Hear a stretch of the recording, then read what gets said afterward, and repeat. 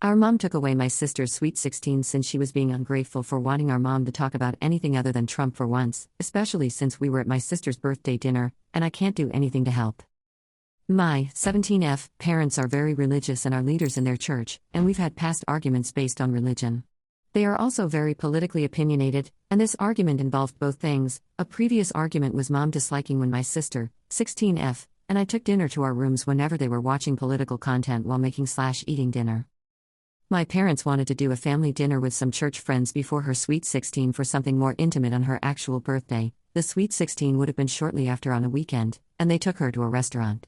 But while we were there, mom began talking about Trump to one of her friends, and my sister, Laura, asked her not to talk about politics, which mom didn't like. Mom told her that she was being disrespectful and that she could talk about whatever she wanted.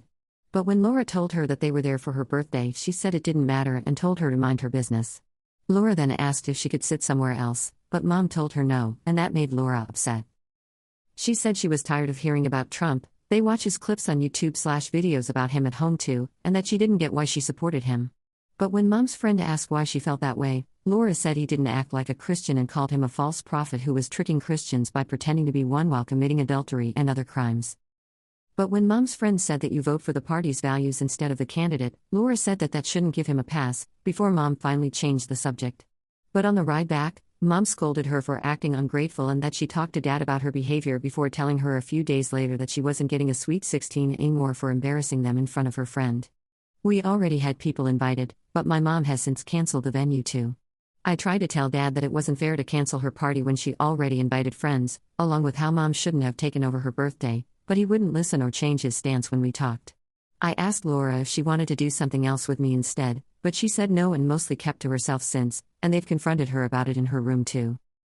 I just want to ask if I can do anything to cheer her up or support her more than telling her I agree with her stance, which I already did, because I don't know if there's anything else I can do at the moment, and she seems really down about the whole thing. Edit. Lauren's birthday already passed.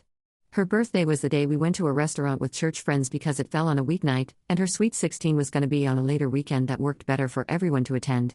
I love how she's strong enough to stand up to them on her morals, but also afraid that it'll cost her college because our parents are currently paying for mine and hers, and they were willing to cancel her sweet 16 over something as stupid as talking politics at her birthday when she asked not to. They already canceled invitations they sent out along with the venue too. Laura also doesn't want to do any activities in place of the sweet 16 at the moment because she's embarrassed with how her parents canceled her friends' invitations. Commenter 1. So your parents showed those great Christian values of love and grace by canceling her sweet 16? She will be NC in 2 years. She may be quiet, but she's biding her time. Good for her for speaking up. Shame on your parents for disallowing her to have an option that differs. Welcome to Christian nationalism. You could bring her one of her favorite snacks and a card. Tell her you're proud of her and you love her. That will go miles. I'm proud of you for having empathy for your sister and wanting to cheer her up. Commenter 2. Guess who's going to be in a nursing home in the future and never see their grandchildren? Commenter 3. The party supports an evil man, then they condone and support his values. I hope you can cheer up your sister and maybe take her somewhere nice for her birthday. And remember, you're both on the cusp of being old enough to vote and cancel out your parents' morally bankrupt values. Update. I wanted to add some closure to my original post because I received a lot of great advice. A few people suggested telling her friends what happened at the restaurant and arranging a surprise party separate from my parents for her.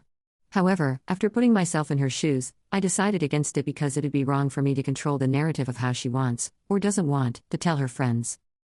However she chooses to tell them is her choice along with any alternative celebrations she wants to have, and I wouldn't like it if someone told my friends about something personal that embarrassed me, since she was embarrassed with how our mom told her off at the restaurant along with telling her friends' parents that the party was cancelled. It's not my place to control her narrative, so I instead went to her room and asked if she wanted me to treat her to ice cream instead, but she said no and that she only wanted to talk.